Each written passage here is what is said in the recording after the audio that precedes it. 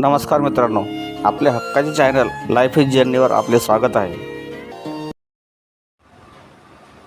नमस्कार मित्रांनो, मी आपला मित्र निवृत्ती पाचपोर आपले स्वागत करतो. मित्रांनो, माझ्या आजच्या कवितेचा विषय जरा गंभीर आहे आणि माझ्या कवितेचं शीर्षक आहे आत्महत्या एक पाप. आजकाल तरुण पिढी ज्या पद्धतीने निराशेमध्ये जाते आणि पदरात थोडं जरी अपयश आलं किंवा निराशा आली तर कुठल्या तरी व्यसनाकडे परावृत्त होते किंवा आत्महत्येचा तरी विचार करते, तर हे सरासर चुकीचे विचार आहेत आणि असल्या विचाराने आपण काहीच साध्य करू शकत नाही.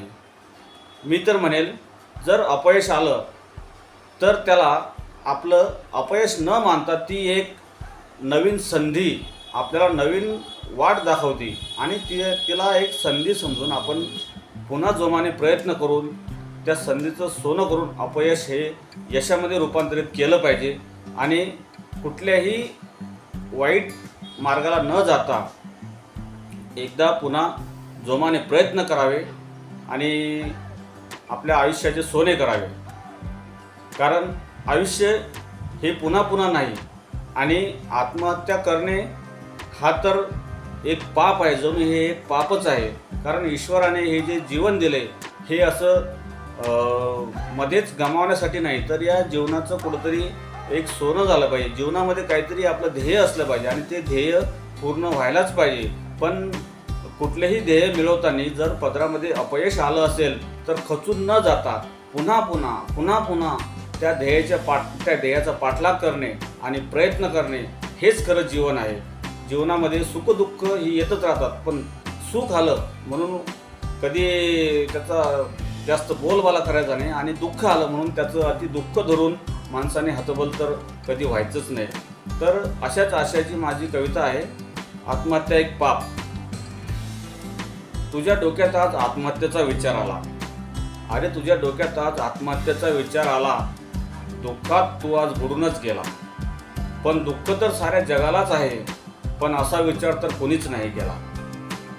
इथे राजा असो वा असो कोणी भिकारी, इथे राजा असो वा असो कोणी भिकारी, कुणी गरीब असो वा कुणी श्रीमंत, सर्वांच्याच मनात आहे कुठलं तरी दुःख आणि साऱ्यांच्याच मनात आहे एक तरी खंत.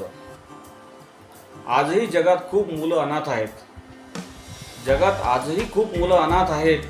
देवाने तुला तर खूप मोठा परिवार दिला, आजही कुणीतरी अन्ना वाचून जगतो आहे, मरतो आहे, पण देवाने तुला खूप सुख संपन्न केला. अरे आली पदरी निराशा आणि अपयश, अरे आली पदरी निराशा आणि अपयश, म्हणून कुणी आत्महत्या करत नाही. तुला तर देवाने धाडसी बनवलं आहे, पण तू जगण्याचं धाडसच करत नाहीस. इथे एक दिवस सर्वांनाच मरायचं आहे, इथे एक दिवस सर्वांनाच मरायचं आहे, पण मीही तुला आज अडवणार नाही आणि तूही आज ही आत्महत्या करून फार मोठा इतिहास घडवणार नाही आणि तुझा कुठला प्रश्नही सुटणार नाही.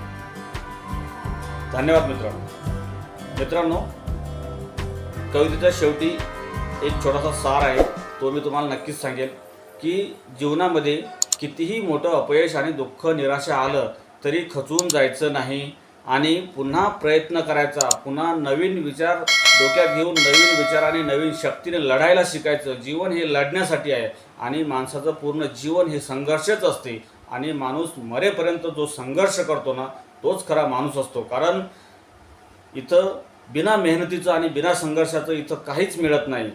म्हणून कुठलंही अपयश निराशा पदरी आली तर माणसाने खचून जायचं नाही आणि परत जिद्दीने जोमाने आणि मेहनतीने पुन्हा प्रयत्न करायला शिकायचं आणि तेच खरं जीवन आहे मित्रांनो. आवडल्यास लाईक आणि शेअर नक्कीच करा. धन्यवाद मित्रांनो.